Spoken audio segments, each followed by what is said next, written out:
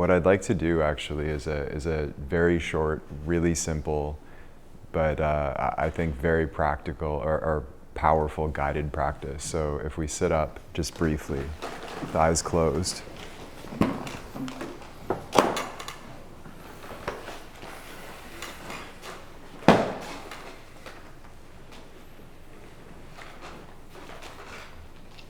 It's good if you can just get to the best place you can with your posture, but we're not doing an all-out meditation or anything. So we'll sit with eyes closed. And I'm just going to ask you some really, really simple questions. The first few may sound even a little bit silly. And I'm just going to ask you questions about who you are. So the first question, again, probably sounds the silliest. Are you the clothes that you're wearing right now? Of course not, right? You go change your clothes, you still are you. Your clothes are the only things that have changed.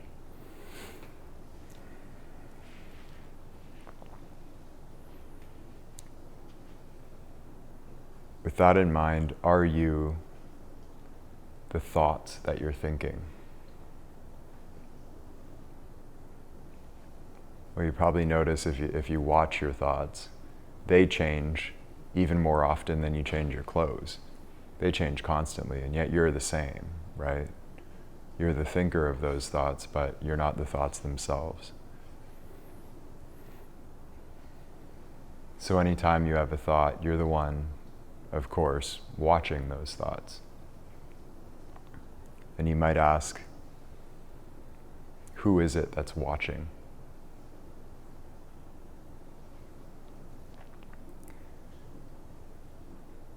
So we could ask now, are you your feelings and emotions? A lot of people identify with the way they feel. I am angry, I am sad, I am blank. But your feelings and your emotions, of course, change constantly, like we change our clothes. You feel different this moment than you did a moment this morning, and you'll continue to change, and yet you, fundamentally, you who feels the feelings remains the same, right?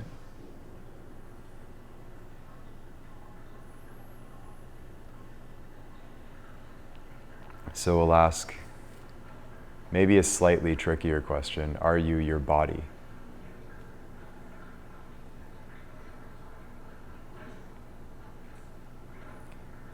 Well, you have a different body than you did, say, 5 years ago. Your cells are turning over constantly, so on a cellular level, your body's completely different than it was 5 years ago.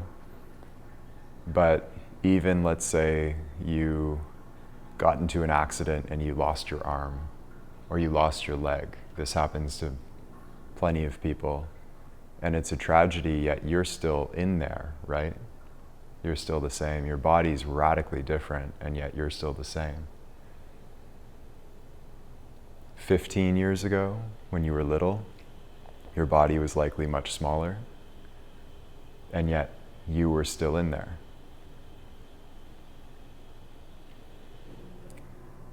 So, logically, we know that we are not the body. The body's changing, just like our thoughts, our emotions, like the clothes that we wear. It's always changing.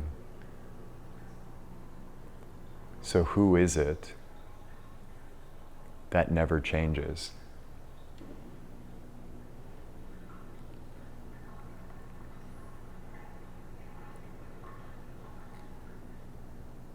You may, for most of your life or all of your life, have had this sense of you inside. There's a you in there. And we know it's not our thoughts because those change constantly. We know it's not our emotions, our body. Is it our personality? Most of us associate ourselves with the person we are. I am Daniel, I am Simon, I am Jackson. this is my personality, these are my likes, my dislikes. Well, did you like all the same things 10 years ago as you do now, or have they changed? Did you have a different personality in kindergarten than you do now, or has it changed?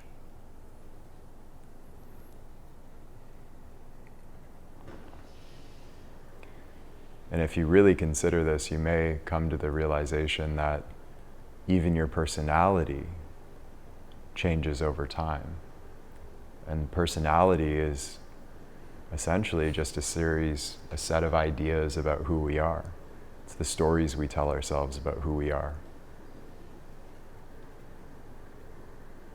In the same way as if you changed your name tomorrow, would you fundamentally, you inside, be different?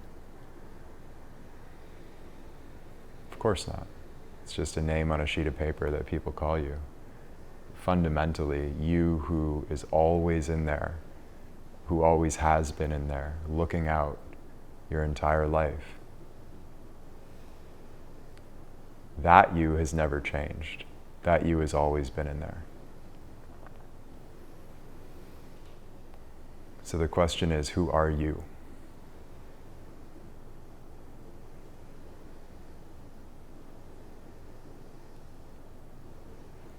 You're not your thoughts. You're not your emotions. You're not your personality. You're not your body. Who are you?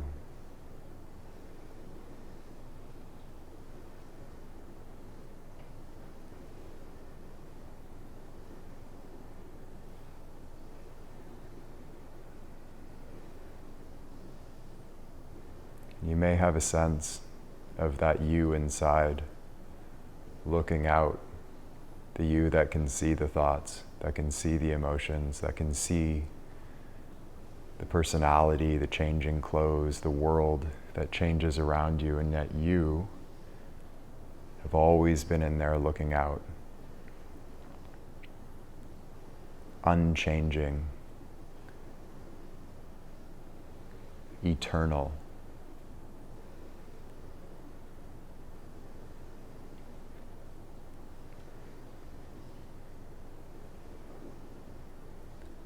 That you that is conscious of everything that changes is consciousness itself.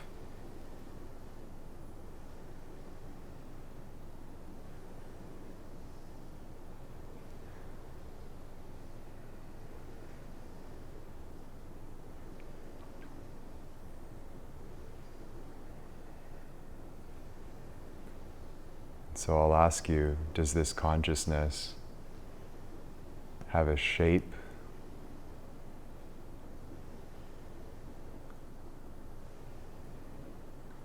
Does it have a size?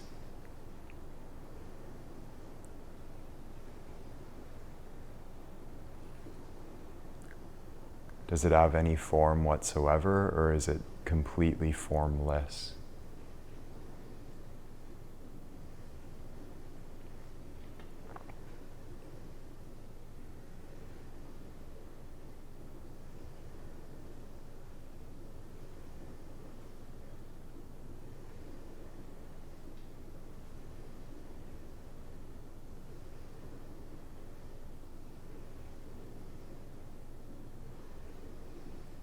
Can you locate it anywhere?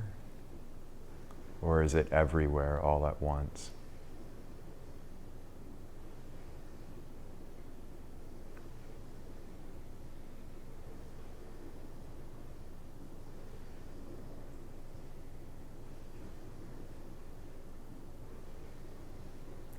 Is it because it has no size, no shape, that it can take any shape, any size, any form?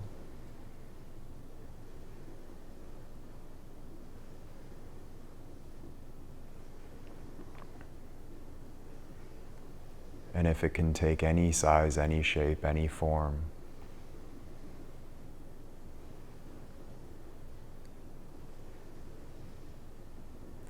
you might imagine the absolute supreme intelligence of this consciousness that you are.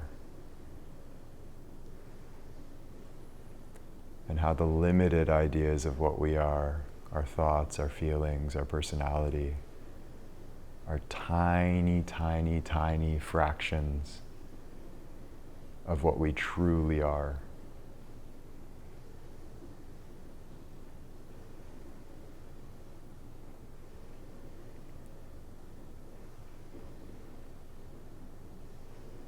And so from this place, the watcher, the consciousness itself,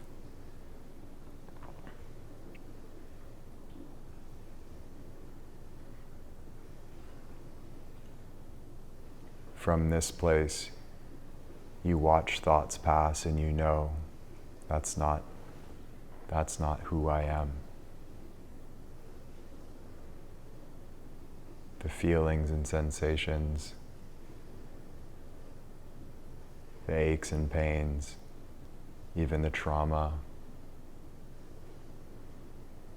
fundamentally at the deepest level, that's not who I am.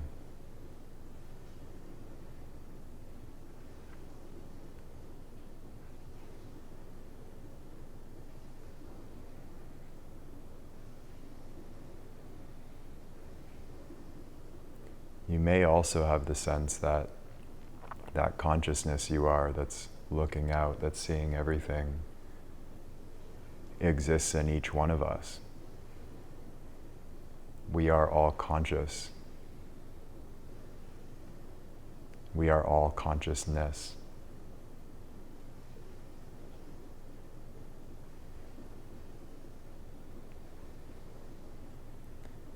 And it's a pretty shocking realization that fundamentally we are the same consciousness.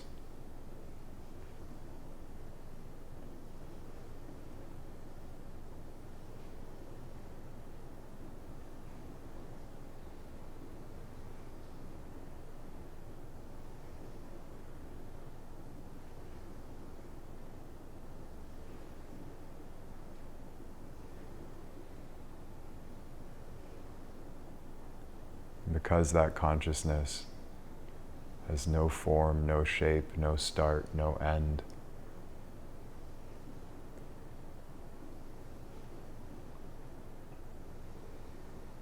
what it is in truth is completely and totally infinite.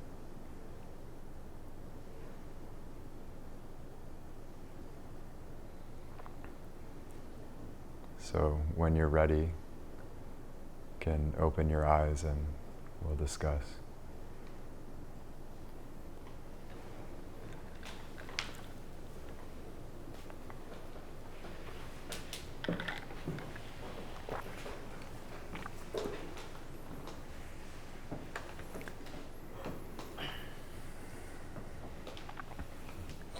So that's a very simple version of an old practice that goes back thousands of years, and it's incredibly simple. When some of you maybe are familiar with Ramana Maharshi, it's an Indian saint, the first one in on the left there, and his fundamental practice is continually asking, who am I? Who am I? Am I that table? No. Am I these clothes? No. Am I this thought? Well, no, that's gone, that passed. Am I these emotions? Who am I? Who am I? Who am I? And tracing it back until consciousness recognizes itself. And well, before we go any further, let's share just a little bit, because this links directly into, if you really want to understand intuition and understand what's guiding you, like what is the intelligence that guides us on a deeper level than just our superficial thoughts. This is that intelligence. So who would like to share a little bit? I'm just thinking about like there's all these, I feel like there's all these tunnels of thought you can go down when it comes to this. Because I was thinking about, like, well, when I was a baby, was I really conscious? But then when you're a baby, you have reactions to things, you cry, you want to crawl somewhere, you start to learn language. And then it's like, well, before I was a baby, at what point did I become like conscious? It's just the whole thing, there's so many tunnels of it you could look at, so it's just crazy to think about. Yeah. If you ever like look in a baby's eyes and interact with it, it's pretty clear they're conscious. They have this really pure consciousness actually, because it's not being filtered through. It's like a extremely premature version of awakening. Really. They're in this totally blissed out state because everything is just pristine. There's no filters on top of it. There's no babies who overthink. I feel very unbiased, like the awareness, very like, had no agenda. It was just there. Like, Yeah, exactly. Yeah, totally unbiased, like pure. Yeah. I would describe it as kind of like being conscious that you're conscious. It's like, I feel like looking in a mirror. I have like two mirrors in front of each other. Yeah. Endless. Yeah, like aware of awareness. It's weird. Yeah. Has anybody,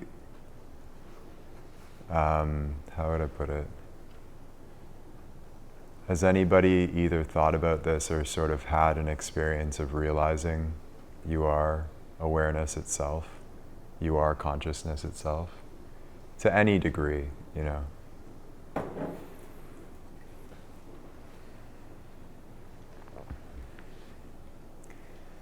So, well, would anybody else like to share anything? Yeah. Yeah, when you get to that state, you just feel nameless, formless, feel very connected with everyone in the room. And I don't know, like you start touching what's possible, even though you can't really decode it or understand it. Yeah. And the incredible thing too, I didn't want to get too trippy during the guide. Like I did want to, but I didn't. When I said each of us is conscious and each of us is sharing we are the same consciousness, that nameless, formless, absolutely infinite, supremely intelligent thing that's imagining reality. That is what we are. But that is what all of us are. It's like if you've ever seen these depictions of like Hindu gods that have infinite limbs, we are the limbs, and we are that like Godhead itself that's split apart to like look at itself through us. But look outside and there's consciousness absolutely everywhere. The plants are fully conscious. Like the birds in the sky are fully conscious. They're seeing it through this radically different lens. And we each have our own different lens of conditioning and personality and distortion and emotion and feeling and memory and all of these things that get layered on top of that pristine, unbiased consciousness. So again, like the Instagram filter on top of Instagram filter, we see it through that. But ultimately, we are the thing that's seeing. We aren't the filters. And a bird may have its own series of filters in like bird consciousness, but it's still the same consciousness. And Ram Dass used to,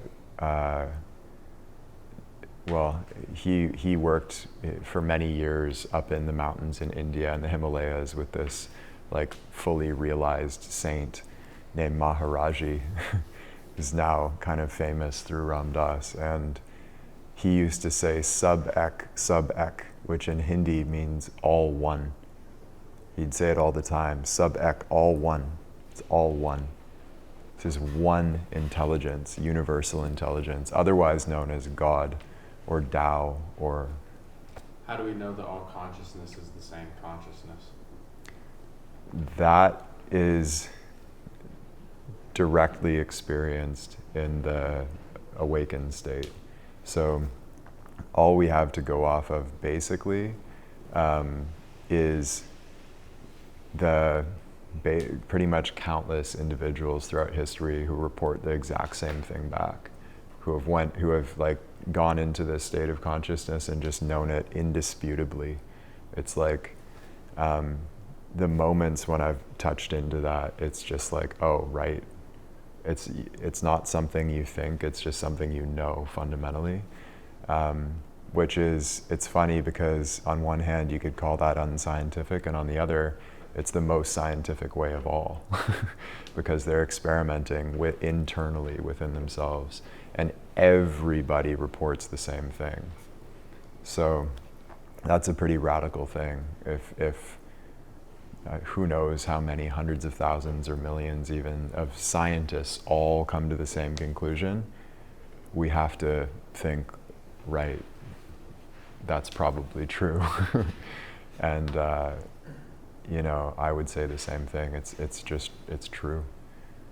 And that's also, if you make it just more practical, why is it that we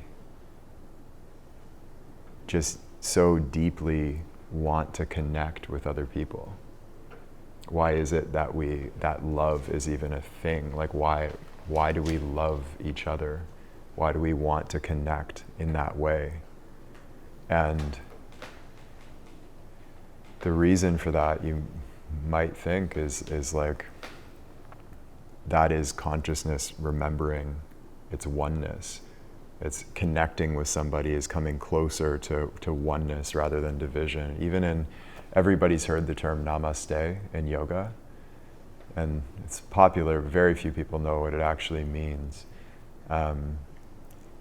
Basically, it translates into, I recognize in you that which is in me. That's what they're saying with that. So for as far back as we have recorded history,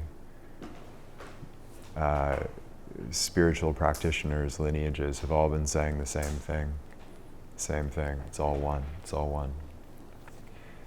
And where I'm headed with this, and why this is so critical to understand in terms of intuition and finding your path and the clues and the guidance you're receiving, that all one supreme consciousness is constantly communicating with us, constantly, because we are it.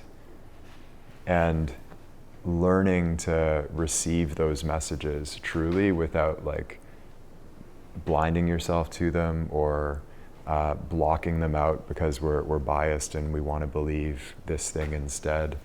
If we believe our thoughts rather than the messages, then our life will be filled with whatever it is we're thinking about. And as I hesitate to make like these blanket statements about the agenda of like absolute consciousness, but my experience is that absolute consciousness is absolutely good. It's absolutely good. Like the entire, all of this is just seeking harmony. So if you were to get a direct message from what people refer to as like your higher self or absolute consciousness, universal intelligence, whatever you want to call it, that is whatever is in each of our like absolute highest good. So a lot of the spiritual path and developmental path is trusting that and learning to trust it.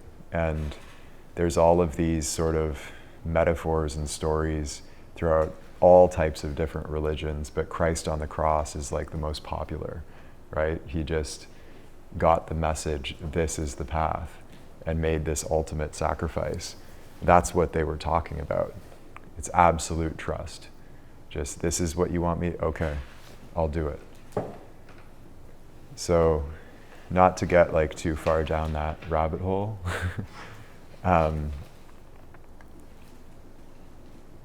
the way that we may think about it is little I versus big I, or little I and big I, right? Little I, me, Taylor, personality, clothing, thoughts, emotions, just my framework, my perception of who I am. Person Taylor. Big I, universe. I come from, just like we all do, from the universe, like born out of the universe. That much is obvious, right? We're not separate from it. We are of that same thing, of that same material. The energy that runs through our body is not different. It's of the universe itself. So if all of that is understood, then our job is to kind of decode those messages in the same way that this Ramanujan, what they call the divine mathematician, he's receiving like literally these downloads. Our job is to decode it. And it's a lot less mystical and spiritual than we're probably making it sound right now. All of this, actually, I barely consider mystical and so-called spiritual, because it's hiding in plain sight.